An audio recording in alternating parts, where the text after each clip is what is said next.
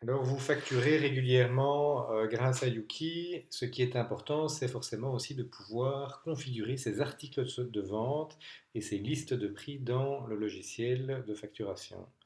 Alors, je suis ici dans mon moniteur des ventes, hein, dans ma fonction vente à gauche, et je vois que j'ai dans le menu la possibilité de sélectionner les articles de vente ou en haut à droite d'avoir un raccourci pour directement créer ici un nouvel article de vente. Si je sélectionne ici les articles de vente, je vais avoir ma liste de tous mes articles qui ont déjà été créés. Et donc je vous invite à créer vos articles de façon standardisée, systématiquement en sélectionnant un nouvel article de vente. Et vous êtes obligé alors d'ajouter une description de cet article. Vous pouvez y choisir une image ou une photo. Vous pouvez ici afficher, encoder pardon, une référence. Donc là, ça va être important si vous utilisez une facturation au format UBL parce que c'est vraiment la référence qui va se retrouver dans la facture UBL. Vous devez sélectionner un compte de grand livre, hein, un compte de chiffre d'affaires ici.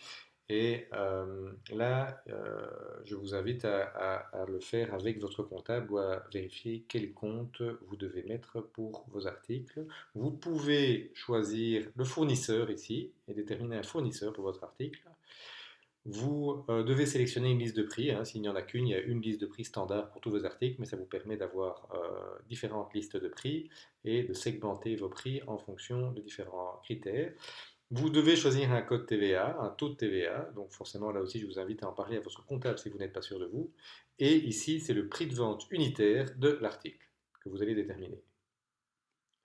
En dessous, vous avez encore deux champs que vous pouvez remplir. La ligne de texte par défaut, ça c'est ce qui va se retrouver en plus de la dénomination sur la facture quand vous sélectionnerez cet article. Donc c'est important ici d'afficher, d'encoder ce que vous voulez voir affiché en plus de la dénomination sur la facture. Le client le verra. Par contre, les remarques, ça c'est vraiment pour vous. Comme remarque interne, le client ne le verra pas, ça ne s'affichera pas sur la facture.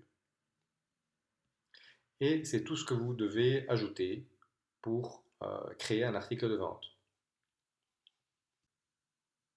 Alors après les articles, ce qui est intéressant, c'est de pouvoir déterminer des listes de prix.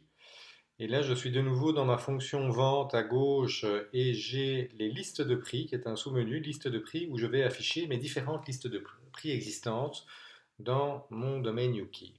Alors, si vous n'en avez jamais créé, par défaut, il y en a une liste de prix standard. Et ça signifie, si vous n'avez pas besoin d'en avoir plus qu'une, que vous n'avez pas besoin de segmenter vos prix en fonction de l'export, en fonction de clients particuliers ou d'entreprises. Mais sinon, si ça vous intéresse de segmenter vos prix en fonction de différentes listes de prix, vous allez tout simplement créer une liste de prix. Et alors y ajouter une description, la devise, l'entreprise concernée, éventuellement si la TVA est incluse ou pas. Et vous allez en fait lister les listes de prix et cliquer sur une liste de prix et alors voir en un coup d'œil quels sont les articles qui composent cette liste de prix.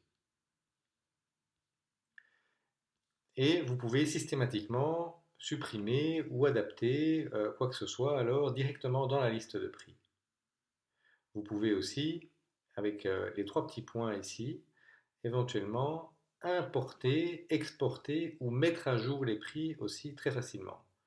Pour importer une liste de prix, ça signifie que vous devez d'abord en fait l'exporter pour avoir un modèle de fichier Excel que vous pouvez adapter pour réimporter.